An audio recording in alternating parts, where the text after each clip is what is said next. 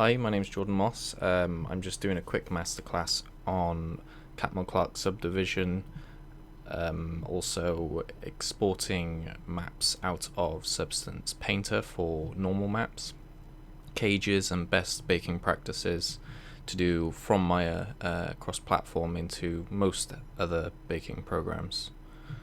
This is mainly focused towards game art. It can be used for many other kind of areas in the industry, but most likely this will be used within the game art pipeline. So I'm going to start off with talking about Catmul Clark subdivision, and the main reason I'm going to do this is because I know a lot of people that generally have been starting with subdivision but get kind of lost in why they're actually adding support loops and what it actually does when they add these support loops. You're told to do it when you first start, but a lot of people just don't know why. So, starting off from the beginning, Catmul Clark is a subdivision method in Maya that controls the way that the mesh divides. It was created by Catmul. Can't remember his first name, so I'm not going to mention it, but that's his surname. Who was actually employed by Disney at the time when he came up with the Catmul Clark subdivision method. So the way this algorithm works is it takes original points. So as you can see here, if these blue points here are considered the original points, it takes the original points that define the object, it adds interpolation points and the average between point A and point B. So if you imagine the original points being point A here, point B here, point A here again, point B here, it just puts it in the average of point 1 and 2, so point A and B, on every single point. So then, once that's been done, it moves the original points, so the interpolation points stay the same, and the original points that aren't the poles, so these are the poles like the beginning and the end, so they're not attached to anything, they move to the kind of Bezier shape that is between kind of where this is and where these two meet, so in the middle, and that causes a curve to happen. So when the mesh is divided up, it essentially does the same thing over and over again. So this is the same as before, just another kind of example. You can see the interpolation points and the way that it divides when Catmul Clark is applied to it.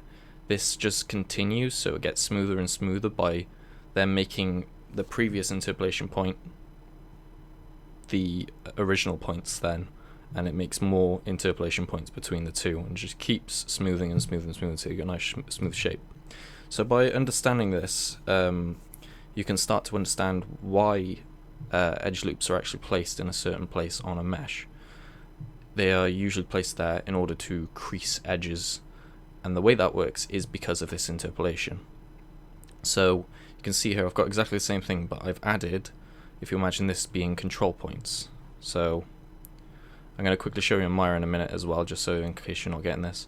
So you can see that the original points are also closer to the edge that I want to be smooth on every corner, and then when the mesh is divided, the black dots are interpolation points, and you can see that it'll move the dots but not move these dots.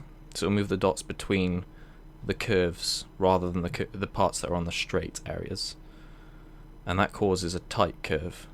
So if I just go into Maya, and sorry, I just hit the microphone stand. If I just open and I go to scenes and open Catmul Clark, you can see this working in action here. So it's kind of easier to visualize in 3D. So I've got a plane here with two divisions in it, sorry.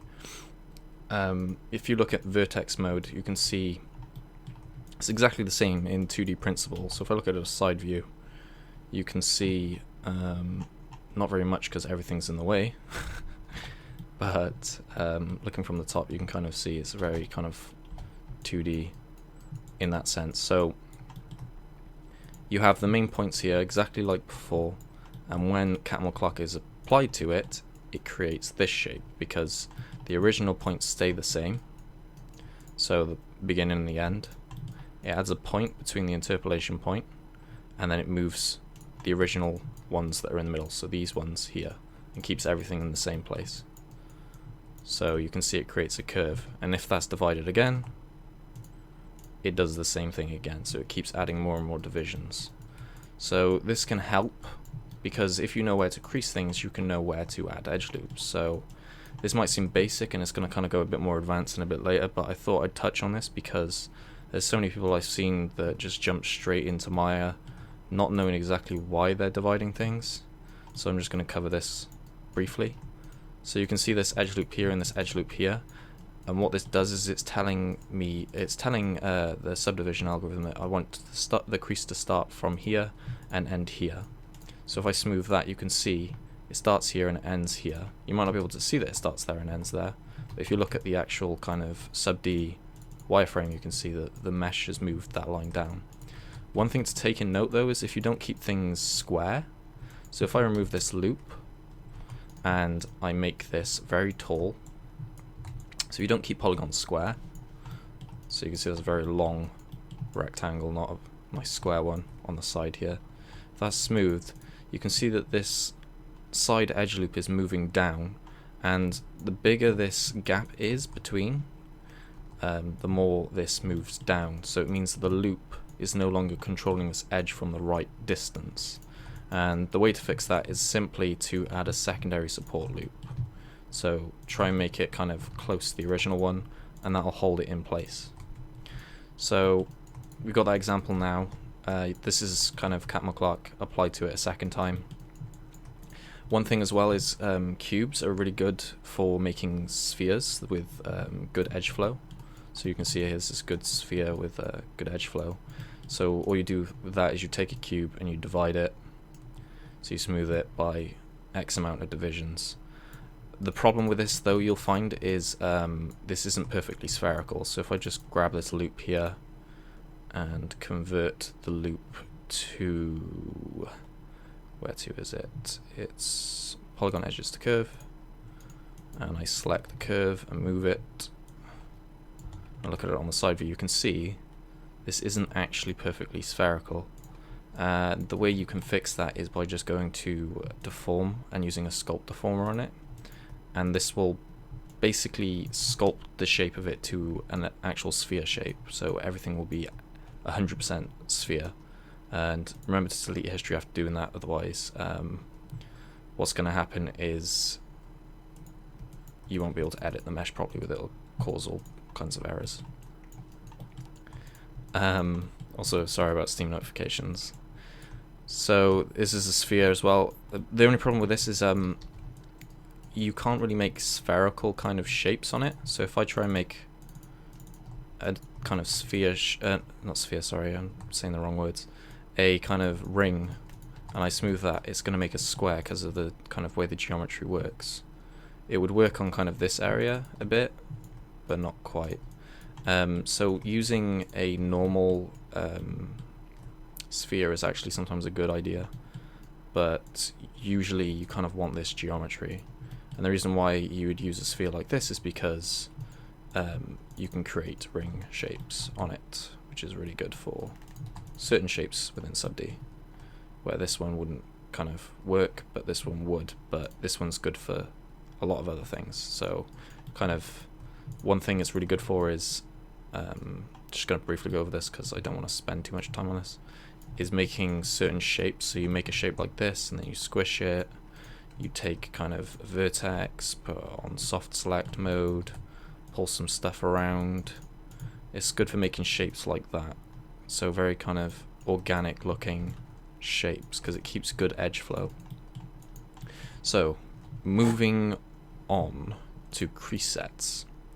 I'm going to cover Crease Sets because one thing that I've noticed is it's very beneficial to games, probably even film, to be honest, in the way that it smooths the mesh, but it's more kind of to do with the normals than it is to do with the geometry.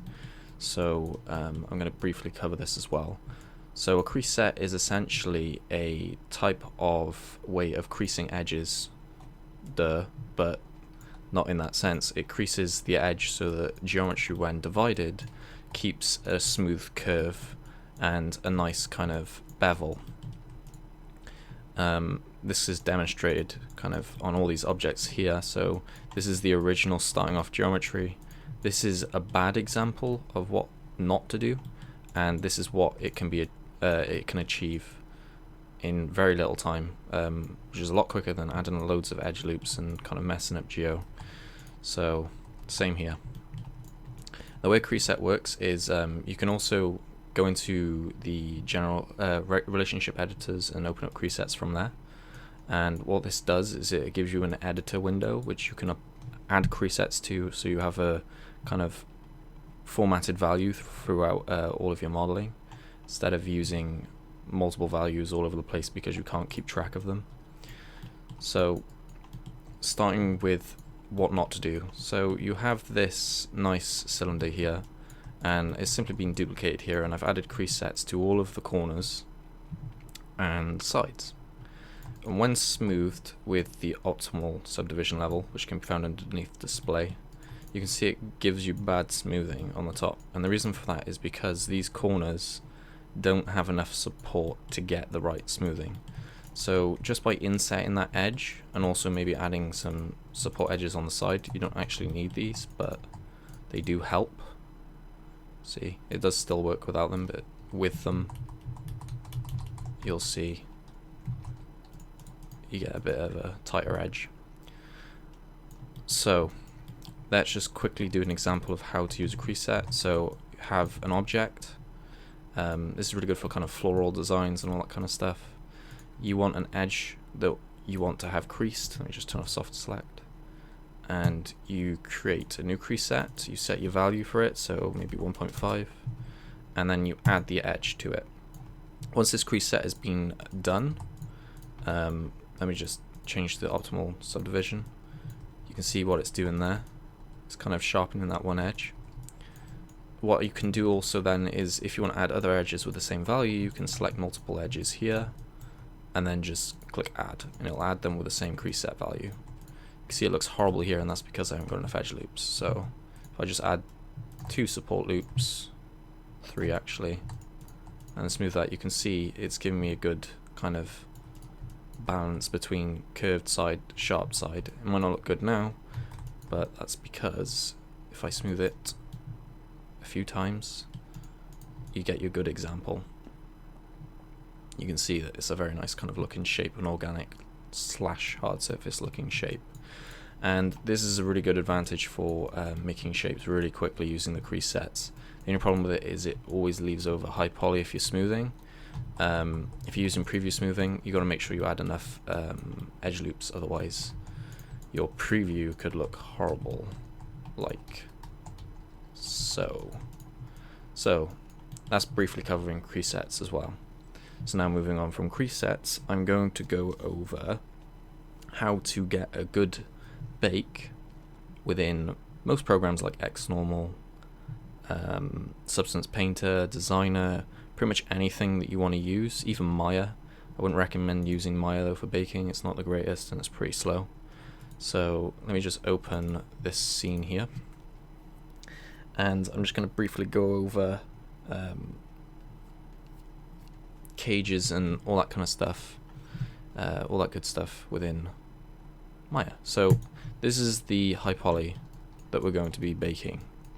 So as you can see, it's a nice little gun modeled by me, and what we're going to do is, the first thing is, if it's anything mechanical and stuff like this, which is really close together and kind of a lot of intersecting parts and things that touching, you generally want to make sure that you explode bake. What an explode bake is essentially when you take every part of the mesh, you move it with the low poly, and then you bake all the parts so they're not touching together. It's a pretty generic thing to do within industry and is used pretty much all over the place. It's kind of a slow process sometimes, but if it's for an hero asset or a prop that's kind of really up close, you generally want to do this because you don't have any artifacts left on your mesh. So the first thing to do is have your low poly. Low poly should always follow the silhouette of your high poly. So if I go to my high poly, not the exploded one, sorry. What if that's finished crashing or loading, whichever it decides to do with Maya. Can't be too sure. Whoops, I clicked it again. Give it 1 second. So, if you look at any of these edges here, anything that breaks the edge of the silhouette, so it changes the actual shape of the object with kind of looking around it, is what you want to include on your low poly. So, stuff on this front, you can see it doesn't really break the shape of the front of the silhouette when you turn the camera angle, so this could be flat. Same with that hole on top. You might want to include it though because it's quite a deep hole. So these kind of areas on the side of the revolver, they break the silhouette, so you want to include them. Don't want to just round off a cylinder.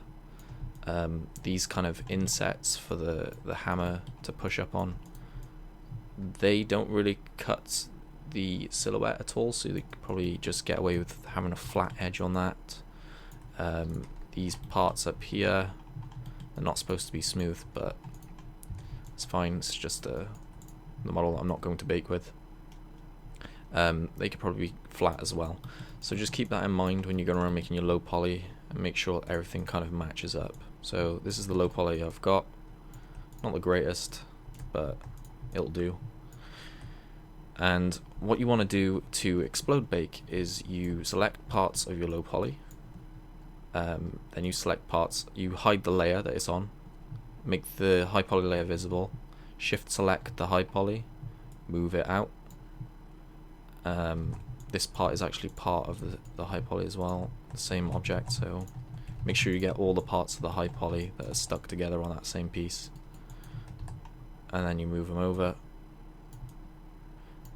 Then once again hide the high poly, open the low poly layer, select, hide, view, select, move. You just want to move them kind of like all away from each other. They can be pretty close, not too close. You want enough room for cages, and rinse and repeat until you have something that looks like this. So this is our explode bake that we're going to be baking from, and this is the high poly. It's exactly the same, matching in translations. And the thing that I will say that you really should do is you should make cages, because if you have floating geometry like this, it can cause issues with the cage, and I'll just quickly show you what that does now. So on the right here we have a bake that was done with cages. If I look close at the floating details, ignore some of the artifacts and the kind of anti-aliasing problems. It's because it's baked out at a low resolution. Most of this is front on. You can't really see that these details don't look right, and that's because of the cage and the way the cage works. So all of these details here look kind of front on, they look fine. Also on the hammer, these shapes look all front on and fine. Same with this. Not great anti-aliasing, but still all front on. And then with this one, this was baked with a no cage and also non-exploded. So you can see first of all what an explode bake does and what it doesn't do when you don't do it. So when you don't do it, you get bleeding from the ray casts of the way that it projects the normal down from the high poly to the low poly. So the raycast comes in, goes through the object, and what it's doing is hitting other parts of the object and projecting the normal onto it. So you can see we've got like some of the knurling from this cylinder kind of thing projected onto the inside of this. As well as that, there's a lot of bleeding between the front barrel and the back of the gun. Also in here, it's kind of crazy in here, all this mess and all this mess back here. So the way you'd solve that is with cages and explode baking. So just an example of that, and to show you what it looks like without the normal. This is without a normal, so you can see it makes a hell of a lot of difference if you've got a good normal map. So back to Maya, where I've got my high poly and my low poly matching. So you would export your low poly like this, exploded. You'd also export your high poly, exploded. Also, make sure if you're new to this kind of stuff that you smooth things. You can't use smooth preview. You can't just press 3 and export like anything out with just pressing 3. It doesn't smooth it like that. That's just smooth preview. So it's only previewing what the smoothing algorithm is going to do. You actually need to use mesh smooth, which is up here. Select the object, mesh, and then smooth, and then select your your amount that you're going to smooth it by. You see, obviously, Catmul Clark, open subdiv, Catmul Clark. Open subdiv is just the newer algorithm that they've generated.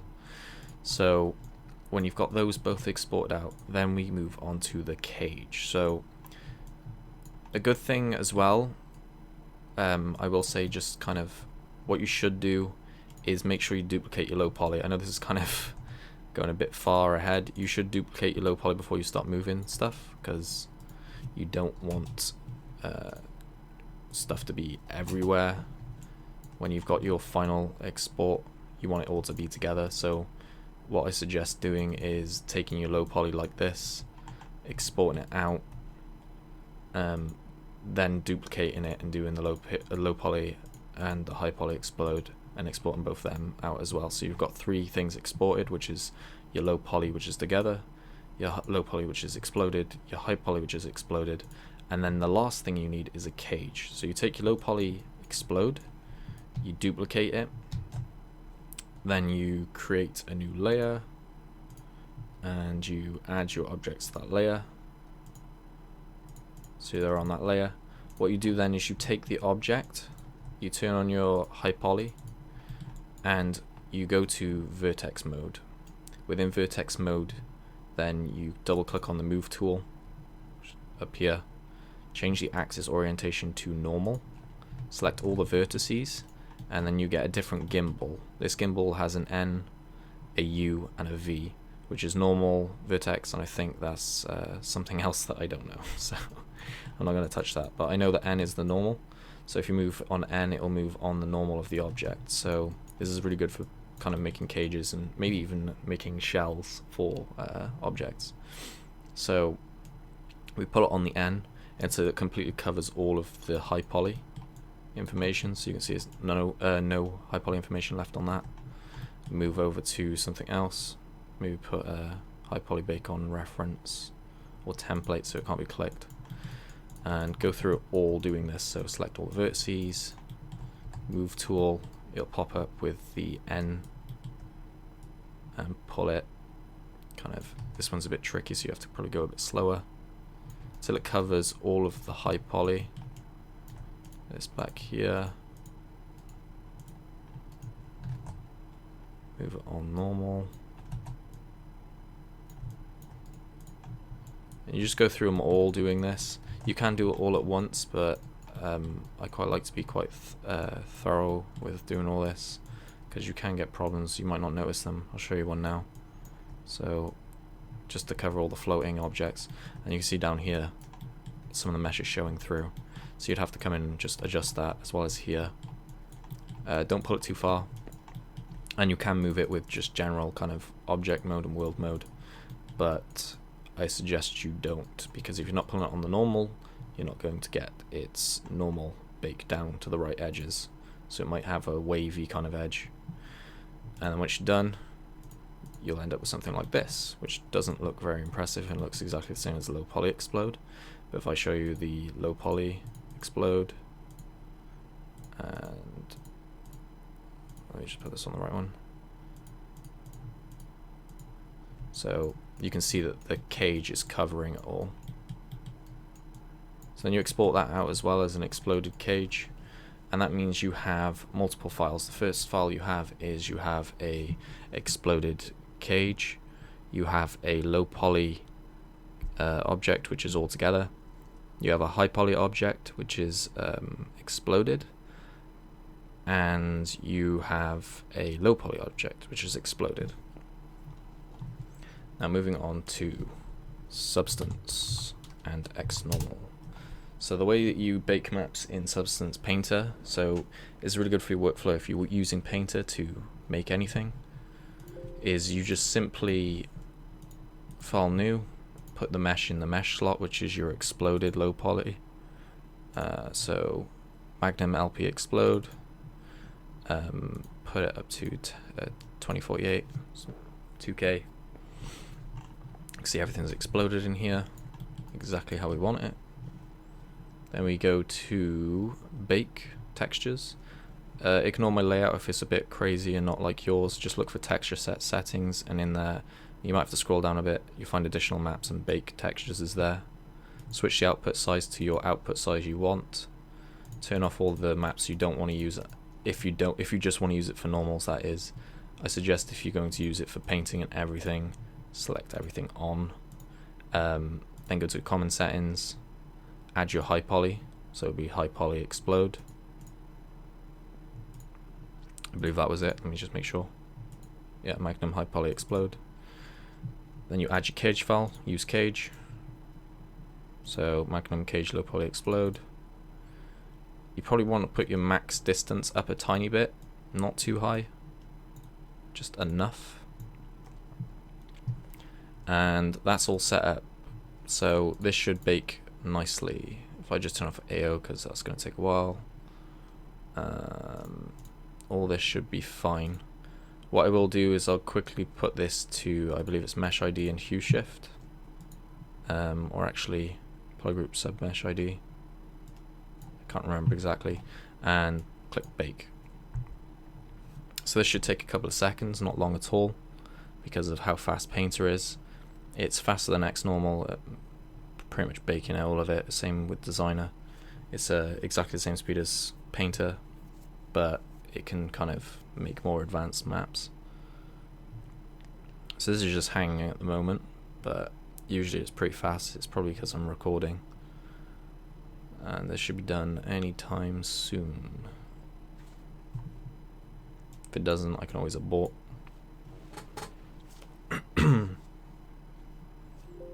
So baking finished.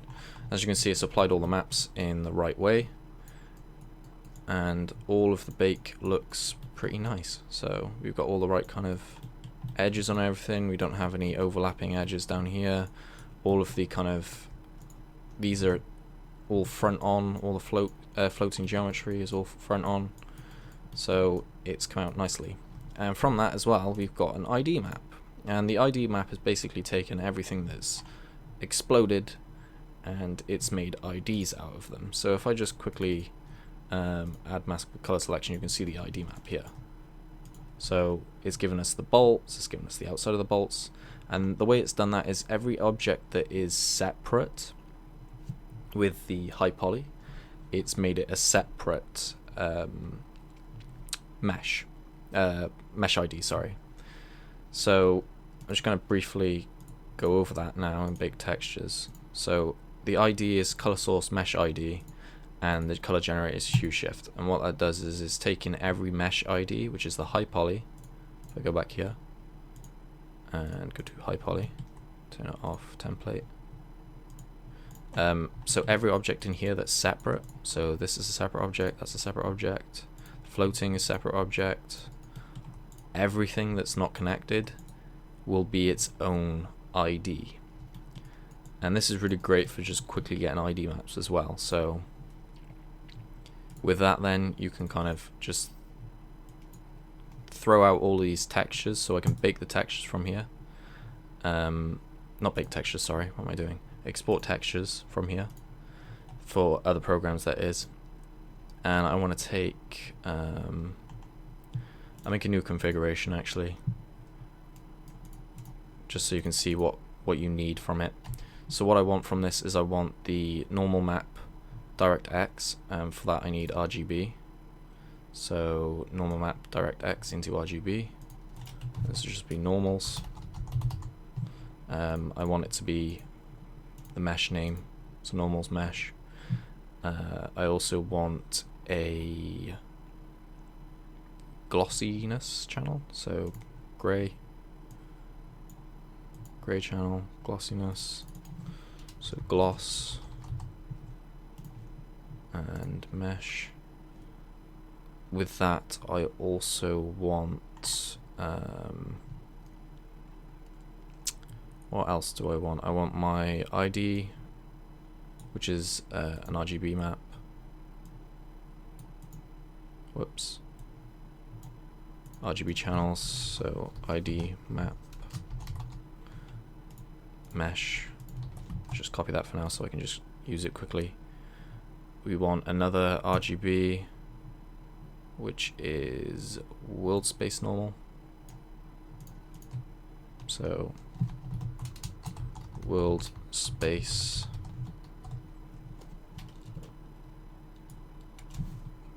$ mesh. Just copy $ mesh for now. Accidentally copied it all. The other ones don't really matter too much. I might take out the I would have done the AO as well as the curvature, the position. You want all the maps that is got out basically, and the reason for that is so that you can throw in the other mesh, but it's fine. So you probably don't need these maps to be exported out, but it's good for kind of if you're working with other programs like Quixel. You can throw them out and then put them into Quixel Suite to work with if you don't want to use Painter for a certain thing. But I suggest working in-house within Painter. So if you've got these maps out and you want to change this mesh, you don't have to actually export all the maps out for doing that. You can come up to Project Configuration, select the mesh and change it to the Magnum LP, which you exported earlier, which is the together one. And this will have all of the normals applied to it, and as well as that it'll have a nice usually a nice ambient occlusion which doesn't affect the object, because if you bake it with the ambient occlusion like this, the bullets might have the ambient occlusion baked down onto it, which is kind of bad in a sense that it'll look good, but when the cylinder is opened or the hammer is cocked, it'll have the ambient occlusion still on it, because it's not generated real time, it's generated per pixel, baked kind of. So with the new mesh in here, then I can kind of use these maps that are nicely baked from the original cage and the explode mesh to start making certain kind of colors and IDs. So I'll just, for an example, throw on some horrible looking smart materials like machinery or maybe, and then using the color ID map with add mask with color selection, I can just start to pick colors. So I only want it on these areas, I want it on this as well. Actually no, I want that bit maybe to be chrome. And you can see quite quickly, just using kind of all that stuff together, you can really quickly get out some good kind of looking well, this isn't good looking, but you catch the drift. You get some nice looking meshes pretty quickly, so you get nice textures all over it, and you can add all of your smart materials with color selections pretty quickly as well. So that's just kind of a quick insight. I'm not going to really go into substance that much. I just wanted to cover Catmul Clark, Crease Sets, normal maps, normal map basics, all that stuff. I could go over baking IDs in Maya, but I'm not going to do that because it's a pain and takes a long time. One thing I will say before I kind of leave this is try not to bake normals in Maya, because there's a lot of problems with banding and kind of the compression types, and go for all these other programs. So this same technique that is used for all these meshes that are baked out here can be used in XNormal. XNormal accepts cage files perfectly fine. I might just quickly show you. This is kind of running over time, but I'm going to quickly show you within XNormal. So if I just reset this with restore default, so if I add my high definition mesh in here, if I go to projects, I believe it's in here. So I've got my files in here. If I add my Magnum high poly explode in there, my low definition mesh, so Magnum low poly explode, then right click the low poly and browse cage file, Magnum cage low poly explode, and what else do we need? I think that's it. So high poly, low poly cage, yeah. And then for the bake options, select the same you do. You can obviously see why this is a bit slow because you've got to click a lot of things. Edge padding 8 because that was my dilation width on the packer that I used. Anti-aliasing, however much you want, times 1's sometimes alright. The output file wherever you want it, so let's just put this in here, so call it gun. Complicated. And bake, and it should do exactly what it did in Painter, but it didn't. And the reason why it did that, because XNormal is quite funny with cage files. So it's saying it's got more vertices than the other one, but what you'll find is probably it doesn't, and one's probably maybe triangulated in a certain way, or an edge isn't welded, so you can have problems with XNormal. But generally, if you kind of clean up your mesh prior, this is quite a quick mesh that I made quickly just for this tutorial, you won't have any problems with XNormal. But if everything's not triangulated, you can have problems, because XNormal is not funny and not fun with anything that's not triangulated. So that's kind of just a brief tutorial and masterclass on all this stuff, and thank you for watching.